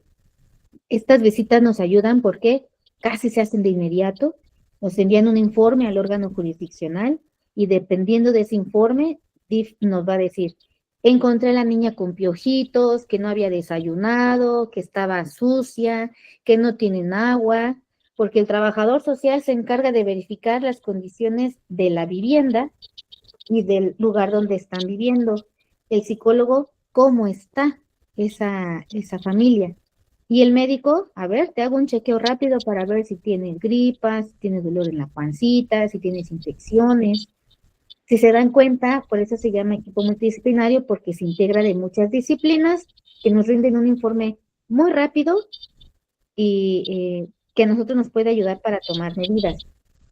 ¿Qué pasa cuando nos dan un informe y el niño o la niña en efecto está siendo afectado por quien es su progenitora o progenitor custodio? El designar algunas personas de apoyo. Por ejemplo, si papá y mamá se están conflictuando y no podemos cambiar la guardia y custodia a favor del papá, entonces pedimos personas de apoyo, que son nuestras redes de apoyo, para que puedan cuidar al niño o a la niña mientras se desarrolla el procedimiento. Esto se hace antes de institucionalizar a los niños, porque hay veces que no hay personas de apoyo y que no hay quien pueda cuidar a estos pequeños, entonces tenemos que arrancarlos momentáneamente de sus hogares para que sea una institución quien los cuide o los proteja mientras la violencia cesa. Entonces, otra medida, pues, es la escucha. Esta la pueden pedir urgente cuando realmente el caso amerita urgencia, así externárselo de forma clara al juez o jueza, porque muchas veces por la agenda no se puede llevar de manera urgente. Entonces se da conforme a la agenda. Pero si externan que hay una situación de inminente riesgo, entonces pídanla de forma urgente. ¿Para qué nos sirve la escucha? Primero, para ver a la niña o el niño, para ver cómo está, cómo los llevan. He tenido escuchas donde me han llevado niñitos sucios, con piojitos, llorosos, con hambre. De verdad me ha tocado darles de desayunar a los niños antes de escucharlos. En otros casos me han llevado a los niños muy bien, muy guapos, muy limpios, y cuando los escucho resulta que son violentados por papá y mamá, y que esta situación lo único que hace es, te pongo bonito para que no adviertan que tienes un riesgo. Bueno, entonces está las visitas por el equipo multidisciplinario, está la escucha, insisto, resaltar cuando es de un inminente riesgo, que se encuentra el niño en inminente riesgo para pedir una escucha urgente, está, ya les dije, multidisciplinario, las visitas, los resultados de los dictámenes periciales. En efecto, los de violencia se descubren con un dictamen en psicología e incluso en psiquiatría, dependiendo del tipo de violencia.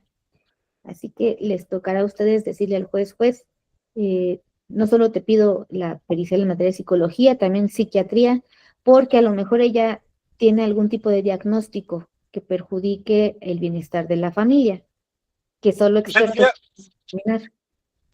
Mande, licenciado. Quería participar. Mire, yo tengo un caso en específico en el juzgado donde usted radica. Y se acreditó la violencia familiar. Esto no es con los menores, sino con la señora, no tuvieron hijos. Pero ¿qué ha pasado? Que el señor sigue violentando, o sea, el señor sigue amenazando. Inclusive el día lunes estuvimos ahí presentes. Querían notificar a fuerzas a la señora ahí cuando la señora iba a otra situación porque quería meter un escrito en un divorcio que él metió nuevamente porque ya le están metiendo, porque él tiene una pensión en favor a la señora. Y yo así, o sea, palabras, y la actuaria lo escuchó, que le dijo, yo no me voy a estar conforme hasta no matarte. Y dije a la actuaria, ¿estás escuchando? Dijo, no dijo nada. Inmediatamente fuimos a levantar nuevamente las medidas de protección. Y ahí en ese expediente, él tiene un expediente por un divorcio ahí con usted, pero también hay un expediente de la señora por violencia familiar.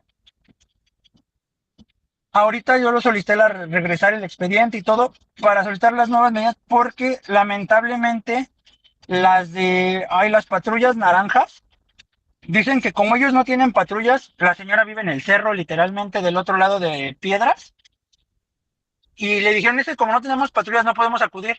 Entonces se solicitaron ahora que fuimos a renovar las medidas, se solicitó que se fuera ¿cómo se llama? Que se le girara el oficio directamente al sector para que acudieran lo más pronto posible, porque el señor es un constante acoso, el señor está cerca del domicilio, manda a su sobrino. O sea, sí es un asunto un poco delicado porque ya hasta la señora incluso no trabaja, no sale de su domicilio por miedo, va y compra en la tienda, come atún, o sea, una situación muy precaria para la señora. Y lo malo aquí es que hay personas dentro del mismo juzgado que se prestan para esa situación. Aquí mi punto es cómo poder sí, se puede reabrir el juicio de violencia familiar para solicitar las medidas y ya hay una restricción en parte del señor, porque incluso hubo violencias donde la señora sale moreteada, hay denuncias interminables y el señor se sigue burlando. Bueno, licenciado José Luis, desafortunadamente, si son asuntos de mi juzgado, aunque estemos en clase, yo no puedo emitir ningún tipo de opinión. Eso pues tendrá usted que agotarlo en el órgano jurisdiccional. Entonces, aquí sí voy a poner un bloque, digamos, si son asuntos que están radicados en mi juzgado, yo no puedo emitir ningún tipo de opinión y les va a tocar a ustedes pues acudir al órgano jurisdiccional. Recuerden que aquí estamos en un taller, vamos a dar docencia sobre talleres que tienen que ver con la oralidad. Se dan algunos tips, sí, pero no les voy a poder indicar qué hacer en sus juicios, porque acuérdense que aquí no estoy como juzgadora, estoy como docente, pero que además tengo un deber que es el de imparcialidad. Y si yo les asisto a ustedes, tendría que asistirles a las otras personas. Y no es la finalidad de nuestro taller. Entonces, disculpen mucho, licenciado José Luis. Bien, licenciada Eli, adelante. Sí, nada más es una petición respecto a lo que acaba usted de denunciar. Pido respeto desde luego, ya lo escribí en el chat. Estamos en un taller con un fin precisamente educativo y no creo yo que no de consultas particulares, no son pertinentes, pues por respeto a quienes sí pagamos precisamente para tener una capacitación. Sería todo y pues muchas gracias por la palabra. Gracias, licenciada Eli. Bueno, al final del día, lo que estamos manejando deviene de las cualidades de nuestra oralidad. Hablábamos de la claridad, de nuestras peticiones, del vocabulario que tenemos que manejar y el resultado que todas estas cualidades pueden darnos, positivos o negativos en nuestros procedimientos, y de ahí devienen algunos ejemplos como son los que aquí hemos manejado. Si me ayudan, por favor, a pasar a la siguiente diapositiva.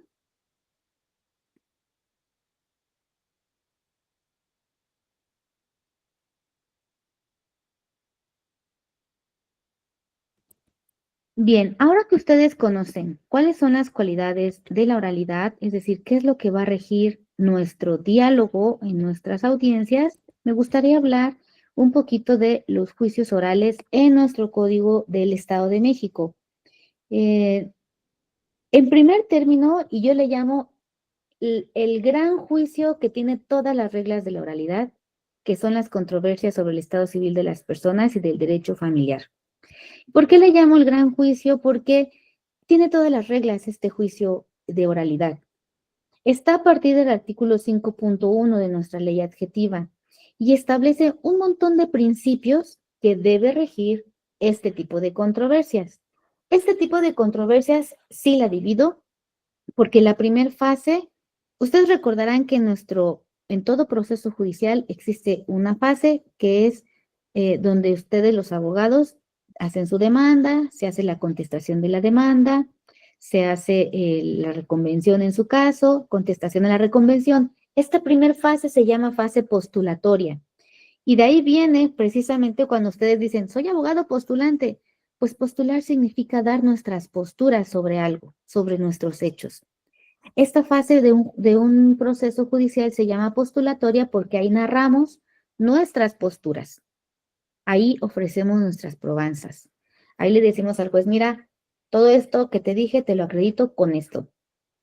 Esta fase de postulatoria en los juicios sobre el estado civil de las personas, el derecho familiar, es escrita. Como ustedes podrán advertir también, cuando hagamos el símil con su Código Nacional, también tiene una fase escrita, a excepción de un juicio en específico. Pero también tiene una fase escrita. ¿Y cuándo se abre la fase oral? Cuando pasamos a la siguiente fase, que es la fase probatoria. Entonces, la primera, que es la postulatoria, ya la dejamos atrás a través de nuestros escritos fijatorios de la litis. La siguiente fase, que es la probatoria, se hace el ofrecimiento, la admisión y el desahogo de sus medios de convicción. La siguiente fase se llama preconclusiva o de alegatos y la última es la de sentencia. Hay doctrinarios que hablan de que nuestros procesos judiciales tienen una otra fase, que es la de ejecución. Coincido con que no hay fase de ejecución porque deriva de una sentencia y el juicio tiene fin con una sentencia o el proceso. Entonces, la demás es consecuencia de la primera. Es mi punto de vista. Los doctrinarios justifican sus posturas. Entonces, nuestra primera fase de estos juicios es escrita y hablo de la postulatoria. Que quede bien claro que esta fase se compone por nuestros escritos. Demanda, contestación, reconvención, contestación en la reconvención. Si hablamos de un divorcio incausado es la solicitud y el desahogo de la vista. Cuando pasamos a la fase de pretensiones, entonces es escrito de pretensiones y contestación a esas pretensiones. Es decir, lo escrito. Cuando nosotros entramos a la fase probatoria, ya entramos a una fase de audiencias, donde nuestro código adjetivo establece reglas bien peculiares. Y les voy a pedir, por favor, si pasamos a la diapositiva 10. En esa diapositiva 10 les puse algunos artículos que tienen peculiaridades bien importantes de la oralidad en este tipo de controversias. Y me gustaría hablar sobre ellas. Por ejemplo, el artículo 5.3, hablo del Código de Procedimientos Civiles del Estado de México. El artículo 5.3 establece los principios del procedimiento.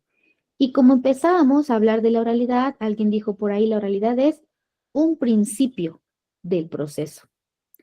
En efecto, este artículo 5.3 establece qué principios van a regir las controversias de esta naturaleza. Recuerden que hablo sobre el estado civil de las personas y del derecho familiar. Entre estos principios está el de oralidad. Significa que las peticiones se harán de manera verbal en las fases inherentes a esta posibilidad, ya que ustedes actualmente, al menos en el Estado, no podrán hacer una demanda por comparecencia, porque no está prevista por nuestra ley adjetiva, vigente y actual. Además de la oralidad, habla de la inmediación. ¿Qué significa la inmediación? Esa cercanía y contacto que tiene la persona juzgadora con las partes. La publicidad, a veces se malinterpreta el término, pero se refiere a que puedan escuchar las audiencias muchas personas en aras de un buen aprendizaje. Concentración y continuidad significa que se busca que con la oralidad se hagan las menos actuaciones posibles en el menos tiempo posible para que pronto se llegue a una resolución. Concentración es todo lo que más se pueda en una audiencia, hay que hacerlo, manera de ejemplo, y continuidad es no se interrumpe hasta que ya haya una situación que haga que esa audiencia sea imposible de continuar. Ejemplo de ello. En este tipo de controversias tenemos dos tipos de audiencias. La primera se llama inicial y la segunda se llama principal. En la audiencia principal desahogamos pruebas, es su finalidad. Al final de todas las pruebas se escuchan alegatos y se turnan los autos para el dictado de la sentencia. Esta sentencia se puede dictar en la misma audiencia o 10 días después, en una audiencia que se llama de lectura de sentencia. En esta audiencia principal se desahogan estas probanzas.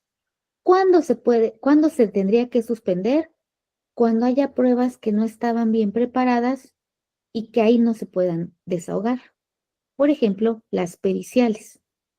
Generalmente se cita a las partes para una audiencia principal y se desahogan sus pruebas, las que estaban a su cargo: confesional, testimonial, reconocimiento, declaración de parte, las documentales que ya se tuvieron por desahogadas en la audiencia inicial.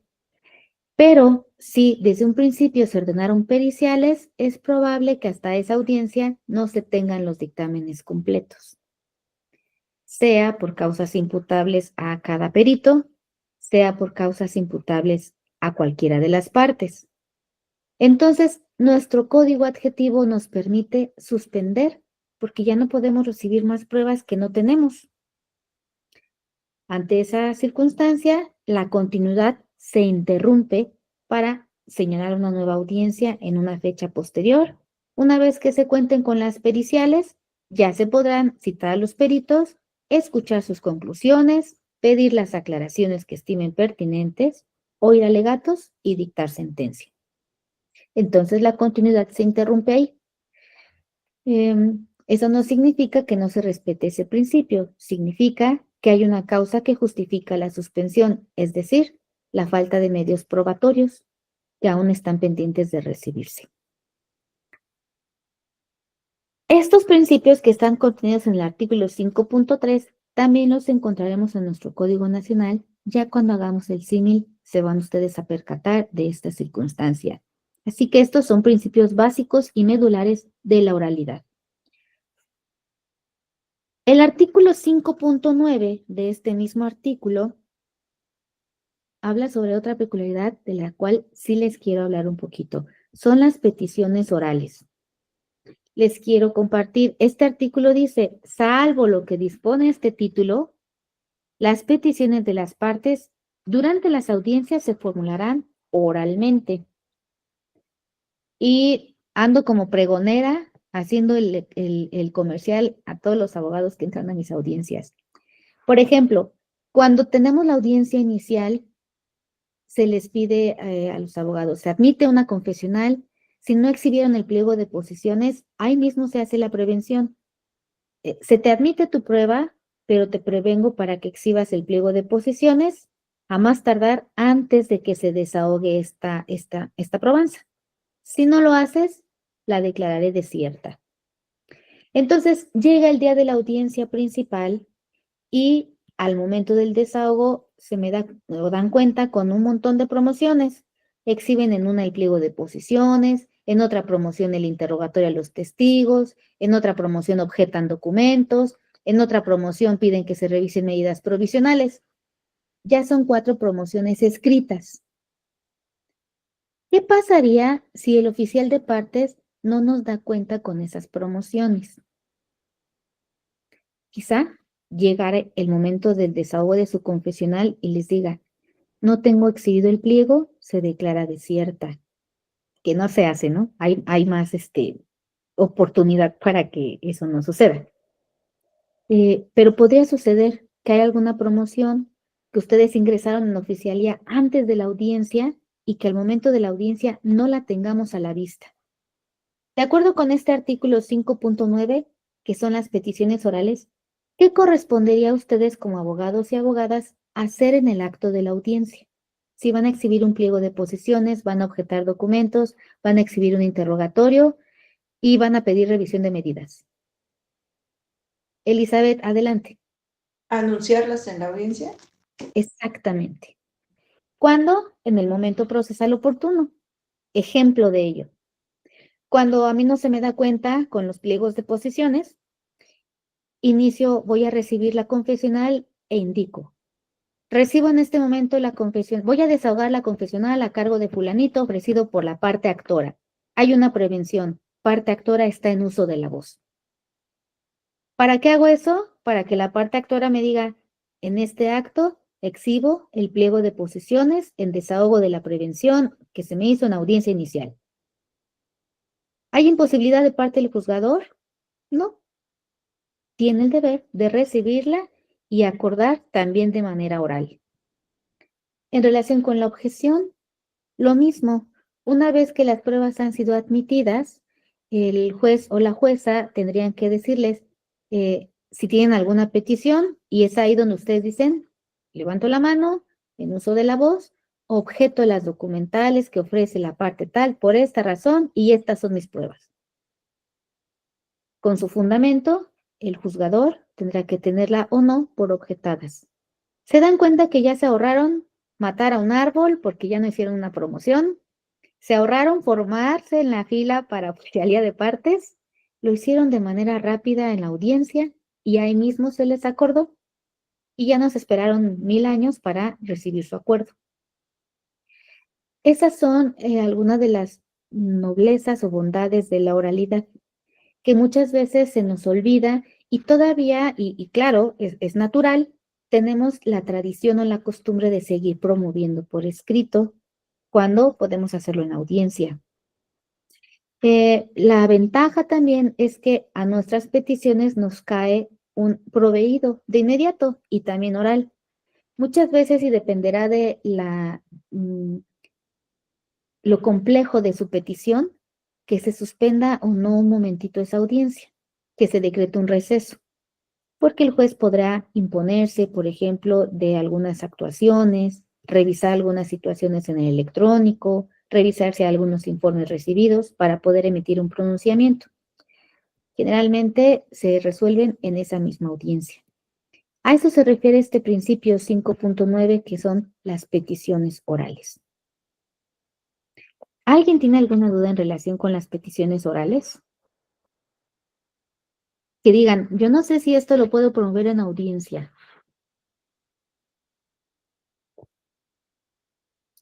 Bien, tip. De acuerdo con los principios de la oralidad,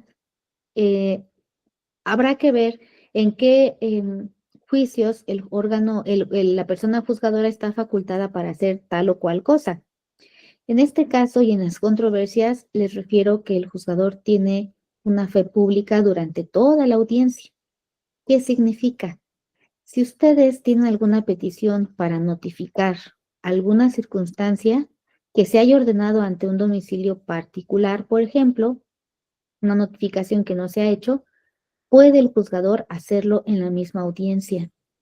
Y eso no implica que esta situación o conducta sea anulada, porque el juez, dependiendo, insisto, del tipo de audiencia, en este caso de las controversias, tiene fe pública.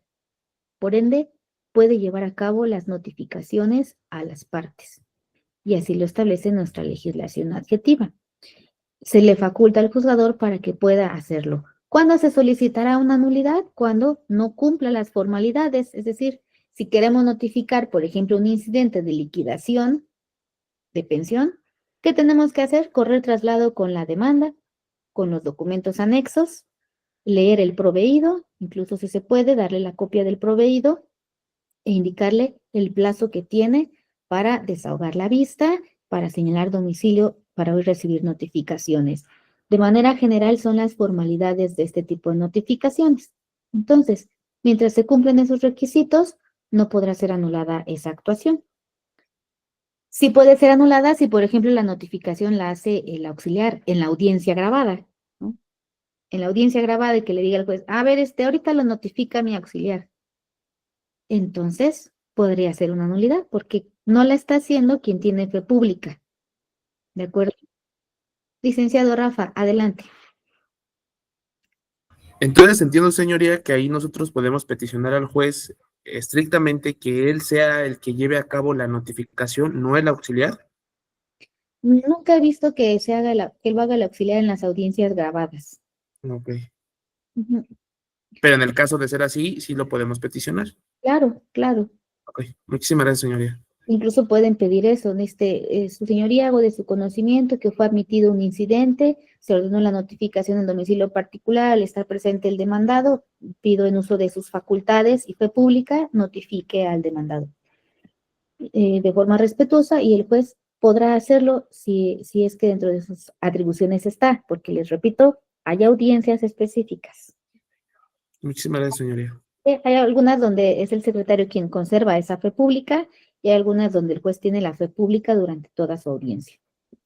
Dada la hora, chicos, quisiera preguntar si tienen alguna duda. Adelante, licenciado Eddie. Sí, señora, yo nada más una pregunta.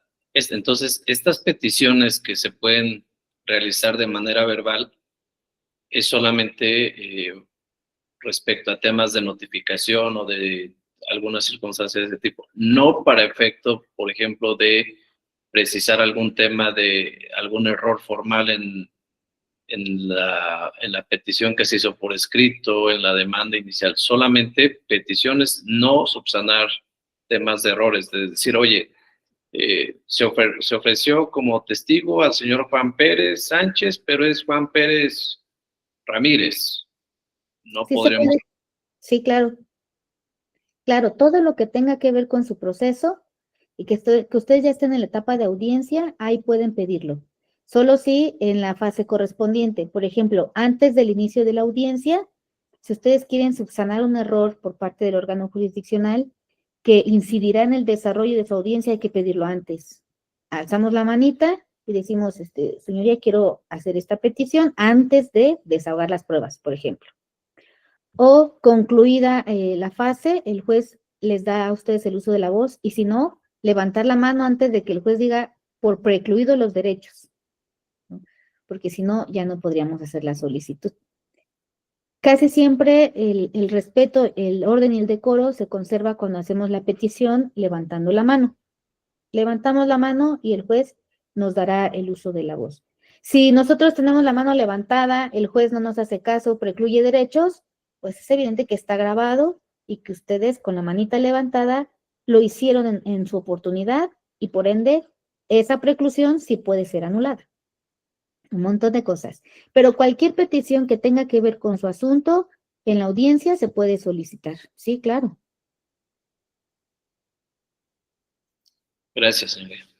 ¿De qué? Chicos, chicas, entonces, si no tienen alguna otra duda, quiero respetar también sus tiempos. ¿Podríamos concluir, licenciado Eddie, en esta sesión? Sí, por supuesto, señoría. Muchas gracias y gracias a todos los compañeros, colegas. El día de mañana reanudamos esta sesión, la continuación de este taller, igual a las 5 de la tarde, con todo gusto. Y desde luego, gracias por la observación, licenciada Elizabeth. Desde luego, hay que aprovechar al máximo a su señoría, que nos puede retroalimentar con temas muy importantes que son del ejercicio profesional del día a día y que esa es justamente la finalidad de este tipo de cursos que brinda el instituto. Gracias, señoría, y gracias a todos. Que pasen una excelente noche. Gracias, señoría. Buenas noches a todas. Gracias, buenas noches a todos. Muchas gracias.